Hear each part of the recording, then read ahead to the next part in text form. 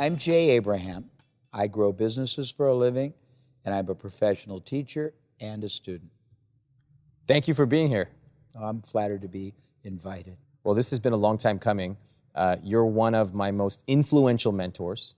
I've told everyone who's watching this what an impact your work has had on me personally and professionally. So it's a real honor to get to talk to you today.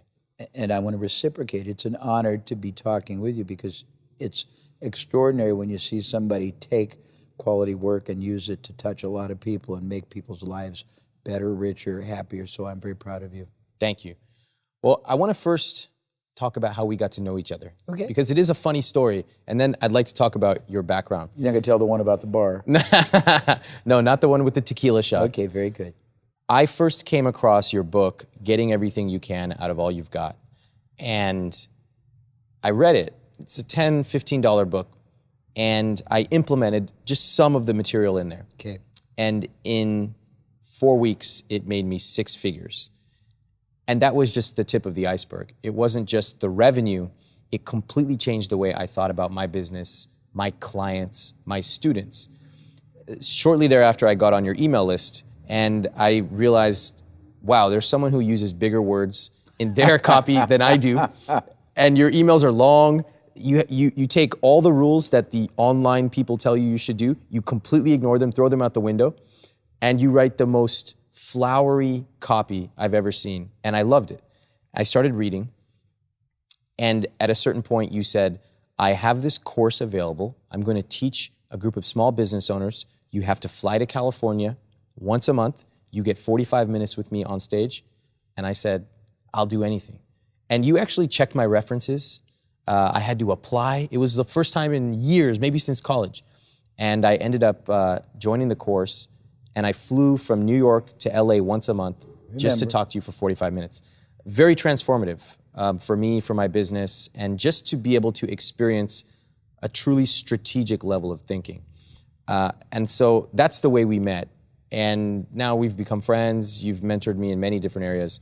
And so I'd like to talk about your background. Sure. You're, as you said, you're a teacher, you're a student, but I wonder if we can start at the beginning, because there's a lot of interesting things about your background. You used to do 800 pull-ups a day. You grew businesses, generated hundreds of millions of dollars for them. Let's take it back to the beginning, in your early 20s. What were you doing? I'll give it to you in about a 5-minute little chunk. So I got married the first time. I've been married many times. The first time at 18. I had 2 children at 20. The needs of somebody 40. No formal education. And the world didn't care. And for a nanosecond, I was depressed. Then I realized the world doesn't care. They don't care if you're down. They don't care if you're up. They don't care what you do. So I commenced to try to find gainful employment. No one would give me a job that paid a salary. Everybody would give me opportunities to add value. Add value means grow more clients, expand their markets, find new distribution. So I defaulted to people who were crazy entrepreneurs, many of which saw life differently, but gave me the chance to sort of eat what you kill. Okay. And when you only eat when something performs, you learn very quickly what works and what doesn't, Right. and what works better. So I was very either easily bored or, what is it called when I can't do something? After 5 minutes, I get tired. So I guess I'm easily bored. So I went through a litany of different industries. I go through them long enough to sort of hit not perfection, but to see the person next to me was making 10% more. He'd been there 20 years. So I thought, I don't think there's a lot of future here. But I jumped from one industry to another industry to another. And after about 10, and sometimes concurrently, because it was all commissions, so I could do 3 things concurrently, I realized that people in industry A don't have the slightest idea contextually what people in industry B or C or D do as far as strategy, as far as business model, psychology, how they reach the market. And I was able to borrow, give me the fast success concepts, approaches, strategies, philosophies from all kinds of unrelated industries, combine them into hybrids, introduce them into industries where everyone pretty much did the same thing in the same way. And all of a sudden, I was a marketing genius. Actually, it wasn't as much I as it was they. That most people limit, restrict, and they constrain so much what they can accomplish because they only use a very linear way of looking at it. So can you give us an example of taking insights from one industry and how you applied them to a different industry? Sure. I'll take one that's really cool. You know, almost everybody, even young people, will know the condo model where they'll fly you to Las Vegas or Cabo for 2 or 3 days, and they'll wine you and dine you, and all they want you to do is spend 90 minutes looking at a condo or at a timeshare, and they think about it. Well, we had a chiropractic company that was selling a very high-end, technology-driven chiropractic adjusting system. It was systems that were reading the spine, very cool, but they were 6 figures. And it was very hard to get a chiropractor who was into manual adjustment to even consider it. And they'd say, oh, come and visit. Nobody would do it. So we created the opposite. We said, we will pay to bring you to Philadelphia. We will put you up at the Hyatt. We will have a great 3-day experience. We will ask you to watch a demonstration, but meet other people who are using it. They will bring their patients, and then you judge for yourself. And we sold tens of millions of dollars by using a derivative of that concept. That's amazing. And when you went to certain industries and tried to introduce these novel concepts, did they instantly recognize it? No. How did you get buy-in from these companies? Oftentimes, there was 2 ways I did it. And I was naturally, you're not asking a question, we're going to answer a question you're not asking. This goes towards leadership. And leadership is something many young people wait to get appointed. But the truth of leadership, it has nothing to do with whether you're the CEO.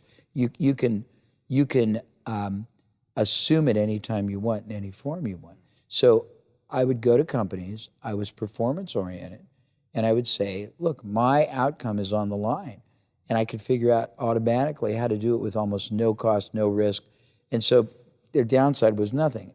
Frankly, and some of the most lucrative things I did, if I was passionate about it, if I tried to present it and they summarily rejected it, I would do a very interesting contextual, sort of a semantic change. I'd say, okay, fine. How about if I buy the rights to it and pay you? And they'd go, okay. So instead of me originally making 25% by getting them to say yes, I would get them to say yes in another way and make 75% and just do more of it myself. So it was an understanding inherently. I don't know if that's too abstract or makes sense. But let's dig in. The performance model is something that is extremely powerful, but seemingly risky on the surface. Most people don't want to do it. The idea of working for purely commission is seen largely as a scam. This company can't even give me the respect to pay me. Why am I going to work for them? So I want to talk about performance and risk reversal, because it takes a profound respect of yourself that you say, I'm putting it all on the line. If it works, pay me, and pay me well. And if it doesn't work, don't pay me a cent. Can you talk about performance analysis and risk reversal when it comes to your own career? Sure. So I stand for a lot of universal principles that I've been very blessed to give rebirth to. And I say rebirth because I'm not an original thinker. I'm a good synthesizer. Most people aren't. And so if you don't acknowledge that it came somewhere else, then you're basically stealing.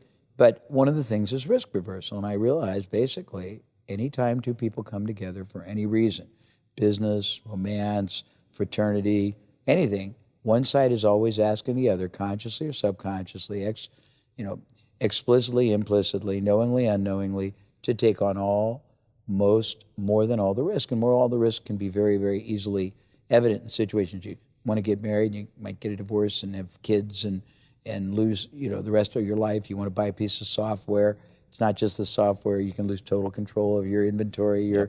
So I learned the concept of risk. And then I realized whoever assumes the risk, this is going to sound manipulative, but I was taught by mentors the concept of ethical advantage. Ethical advantage is different than manipulative advantage. Think about the scales of justice, the little model that justice was boring. Well, if everything you do in your life is designed to weight success in your behalf and move risk on the side of everyone else, you have inherent advantage going in. And I understood that from mentors who taught it to me. So my understanding is taking risk is only speculative if you're not aware of what the probability and outcome is. Yeah.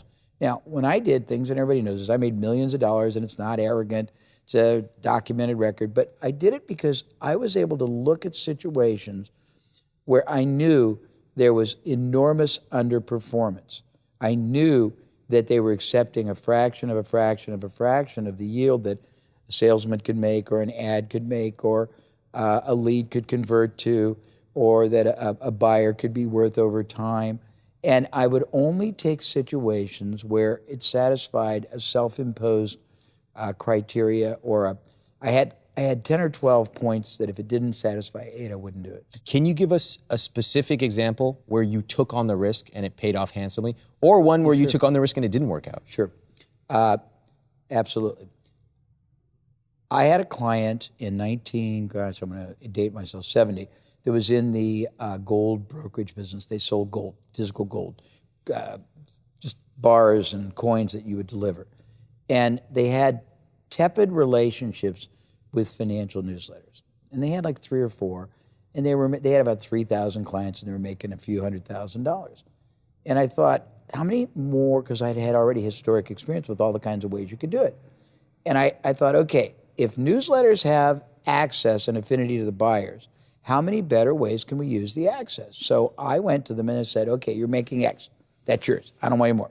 That's yours. We'll table it. If I can multiply that from the same sources or different ones, and it doesn't supplant, it augments, I want a quarter of what I make you. Okay. So they said, sure. Well, I knew that they weren't even coming close to maximizing anything they're doing. First thing I did, I went to all the newsletters and I changed the relationship. The newsletters already agreed to give them a percentage. They just were reactively sort of everyone's silently waiting to be led. But the key is they want to be led by somebody who knows what they're doing and has the best interest of the other side. So I knew what I was doing and had the best interest of the other side. I went to the newsletter publishers and I said, here's what we're going to do. First thing is we're not going to do intermittent, just occasional endorsement. When somebody becomes a new subscriber, you're going to send them a welcome kit and you're going to tell them all about gold investing. 4 times a year, we're going to underwrite a special newsletter interview you're going to do with our president that we'll do for you that is going to be basically all about gold investing. If you have high concentration of your subscriber base in high geographic locations, we will underwrite you promoting day-long seminars on hard asset, gold, real estate investing. You can have all the money. We will basically underwrite it. When they did promotions for newsletters, most newsletter promotions were designed to break even or make a little money. When they stopped breaking even, most subscription-based newsletters, because they're only making $100, would stop doing it. Yep. Well, we were getting leads and going negative. You have to understand it's a little complicated so I don't want to get too sophisticated, but when a newsletter would stop mailing because they were losing $10, I would take over the responsibility of mailing. We would make their mailing piece better, and we would get half the profit on the upside.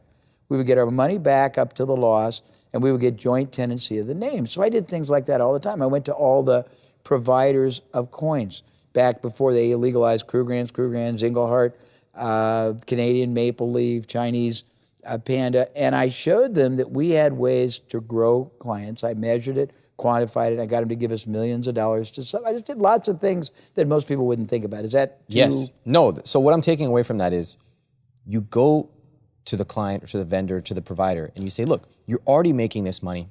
That's off the table. We're not even going to talk about that. But if I can make you more, give me a small piece of it, a fair number, and I'll take on all the risk myself. It sounds obvious, but so few people take that on. And I'm curious, why do you think we don't take on the risk on our own? Well, I think there's 3 reasons. One is a self-esteem issue. We don't have faith in ourselves to do it. I've met so many people, and you know this, we've talked about it. I've done most of my work. I've been in 465 real industries, operating companies. People already had to break through the barrier of opening a door, making a payroll, being there on a Monday morning. That's a big step. There's an enormous number of very, very admirable men and women, young, old, who want to be entrepreneurs. But it's intimidating. Right. They don't know how to do it. It's scary. And no one really teaches it. I don't want to name names, but I've spoken at some of the best entrepreneur schools, and it's so crassly theoretical and superficial. So first of all, they're scared even though they want it. Second of all, the ones that do it first experience prejudices you for life. If you go into something and you do it wrong and you execute wrong or you misperceive the opportunity or you look at it theoretically and it has a bad outcome, you recoil back and default towards security mode. So I was able, when I was young, and it's part of the book, the first one that you read, It says maximize what you're doing first before you multiply new things. Yes. So I always looked at everything they were doing. One of my great, great, great experiences early in the game was I worked for the Deming organization. Deming was the father of process improvement, optimization, but it goes down to analyzing how each element he did production, he did throughput, he did manufacturing, but you can translate it to revenue generation, and every element performs a certain way. Most elements underperform. I looked at situations where I knew, and the 3-way to grow a business model was really the guide. They are not maximizing the way they're bringing people in. They're not maximizing the message. I'll give you a couple of examples because I'm being very abstract. So I had another gold company one time that was running ads in the Wall Street Journal. And this is a classic story. It's in most of my books, but it goes towards the whole heart. Their ad said 2/3 bank financing on silver and gold. This was a time when gold was selling long, long ago for $300 an ounce. Silver was $6 an ounce.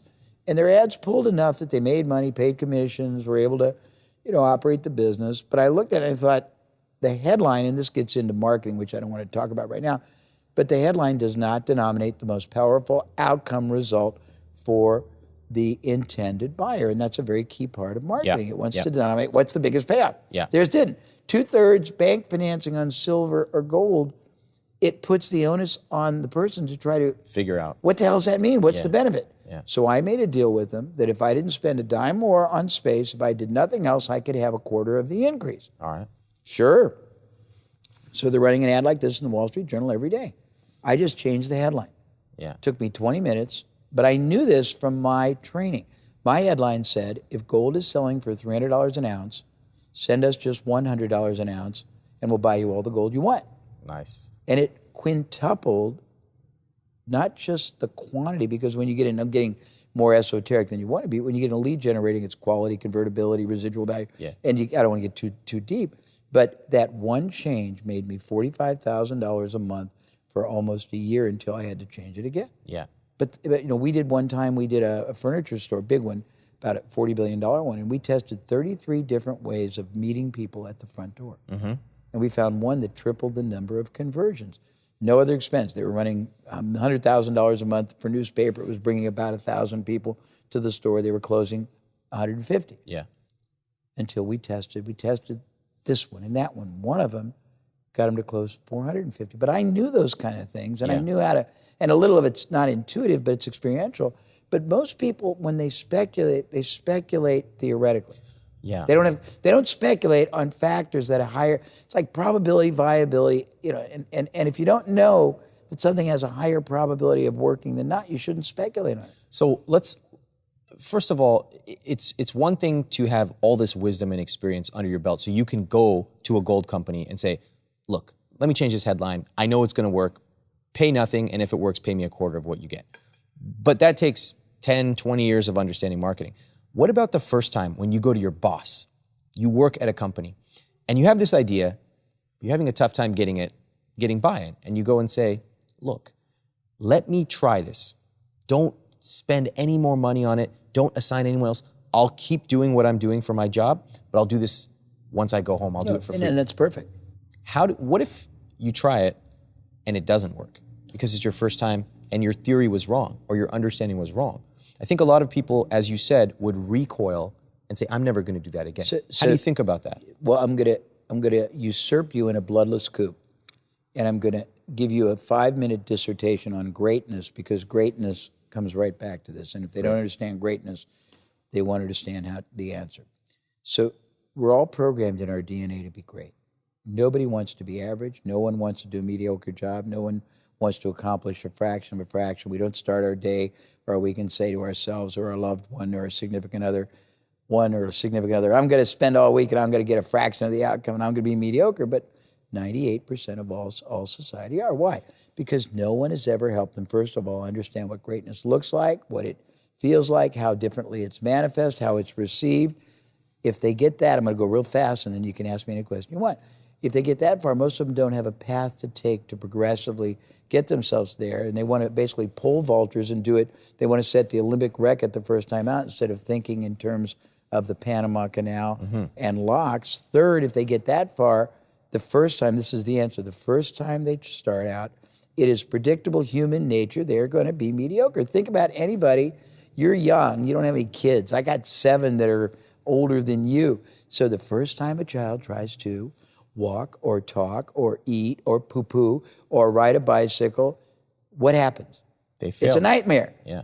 And if somebody doesn't support them, re-encourage them, put them back on the horse, so it's almost like the statistical probabilities you are going to fail. It's almost this is an aside, but I laugh all the time when people say, well, I'm calling people and I'm just getting their voicemail when they're trying to either sell anything or make contact. And I go, well, statistically, what do you expect? Most people have no plan on getting a voicemail. They're shocked. Yeah. I have my strategies. I expect to get the voicemail. So I have so it's a way of critical thinking, and most people aren't very good critical thinkers. Well, what I'm hearing you say is, like, being realistic is the most critical part of it. When you first start, expect to fail. Yeah. You're not going to be great.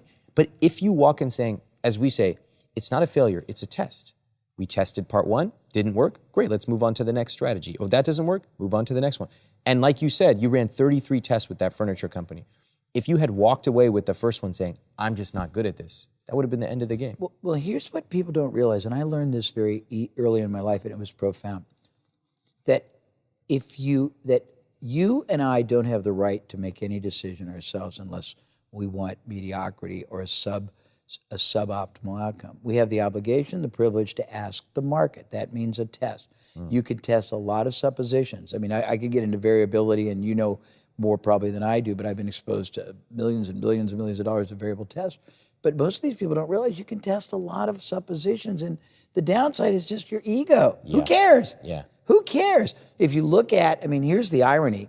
Let's look at the ultimate testers. Let's look at the venture capitalists. They're testing 25 companies to find one that might win, and they're happy with that. Why should you think that you're brighter than they are? Why should you think I'm going to hit it on the first? I mean, that's delusional, and it's beating yourself up unnecessarily.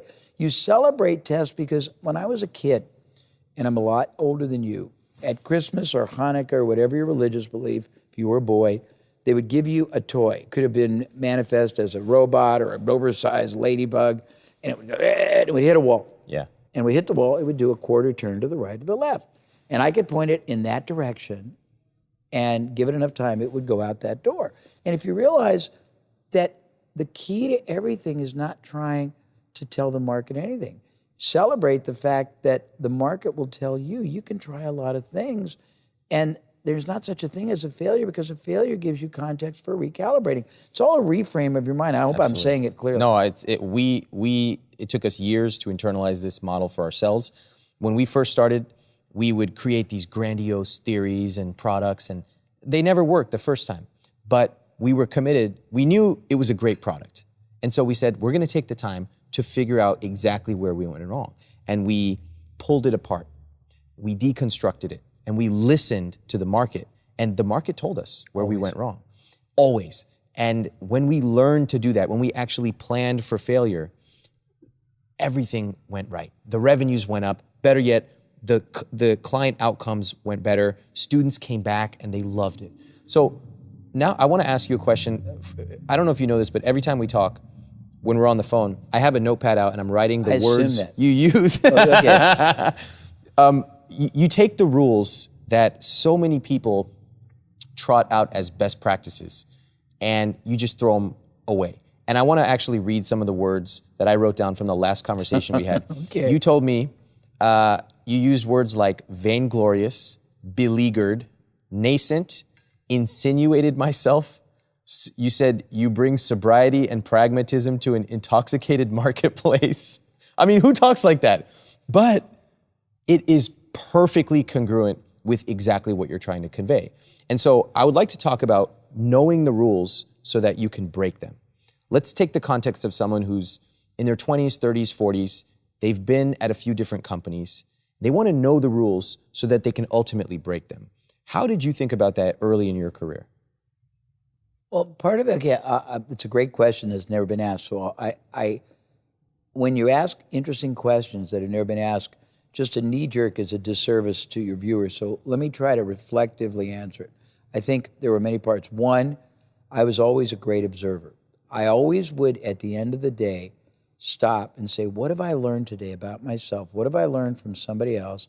Well, I'll tell you a very, very different story. This might be very, very indicative. When I was first married and I didn't know what to do, I had a great big business card made up that big, and it said UC Sales. And I lived in Indianapolis. And it's a time when many of the companies there had receptionists because they didn't have voicemail then. And the receptionist would be behind a glass window, but the window wasn't that big. The window had a teeny tiny little crescent that you could put a business card through, but you couldn't really do anything else. So I would walk in, I'd just pick an industry.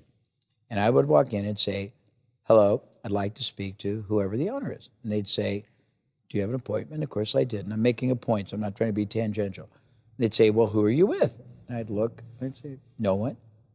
And they'd look bizarre, and they'd say, do you have a card? And I'd say, yes. And I'd try to get this card in this little door. And they would look at me, and I would go like that, and they would take the card back, and it never failed to get me an interview. And then I would sit and ask questions. And I had people that would allow me to sit in their offices for hours watching them do business because I was so incongruent with their model. But I would ask a myriad of questions. I would try to figure a way I could add value. Add value is the key, not take value, not what they can do for me, what I could figure out to do for them. If I couldn't add value without being covert or surreptitious, I now could go, figuratively speaking, down the street and talk to their competitor. And I had the knowledge, I had the understanding, I had the context. But I think that the rules are a very, not amorphous, but it's a very dynamic concept. I think that there's three things. In life, it's got to be ethical, equitable, legal. You cannot change legal, although some attorneys will give you interesting interpretations. Ethical and equitable are pretty subjective. So what I always tried to do was figure out, is the way this business or this industry is operating makes sense to me? I'm a mad scientist, but I am actually very super logical. Most of the time, it didn't make any sense. Yeah. Because it didn't, because I mean, there's a story I'll tell. Very simple story, but it's indicative for everyone to watch. Old. Man gets married, very lovely woman. Every year they go to the mother's house for Christmas. You know the story? No. Every day at Christmas, every Christmas day, the wife and the mother are making a roast. And they start by taking this big roast, and they lop off a little piece on this side and this side of the raw roast before they put it in a pan and bake it. First year, the man goes, it's bizarre, must be some Epicurean reason. Next year, he says, I guess be. After 3 years, he finally, after 3 years, musters up the energy to ask his wife, why in the heck do you lop off the little ends of this roast? This is an old story. And she goes, because my mom did it. Mom's there. Why did you do it? Well, my mother did it. Turns out, Grandma's sitting 88, sitting rocking in the corner. They go, Grandma, why in the world did you teach Mom and who taught me to lop off both sides? She goes, very simple. When we moved here from the old country, we had a teeny tiny apartment with an even teenier tiny oven, and you couldn't even buy a roast that would fit in it. All right. But because that's what they did, everyone did it. And that's sort of a metaphoric example of linear, reactive, convergent thinking. I was lucky. Today it's called divergent thinking. But back then, I called it basically funnel vision. But I would look at things and say, this doesn't make sense. If it didn't make sense, I would usurp authority. But remember, I was very rarely getting paid a salary. Right. So it's hard to argue when they're really, you've taken away all their risk. What's the worst that can happen? Yeah. Well, I mean, and this is not trying to be arrogant, but when I would work in the gold business, this was hilarious. I would get a client, I would build them up, and we'd take a position, like a stock market. You could be premium, you could be boutique, you could be Charles Schwab. Well, I would create a mass market, and we did billions of dollars. And I kept saying to my client, I think you should now have a boutique, and I think we should have a Charles Schwab, because they're going to be there. Why don't we compete with ourselves? Not going to do that. And I did it for 5 years, and finally I said, you're not paying me a salary. I'm paying you, really, because I'm giving you basically the majority of the profits I make you. So I'm going to go and find competitive clients. And I created a boutique client, and and they all made billions of dollars.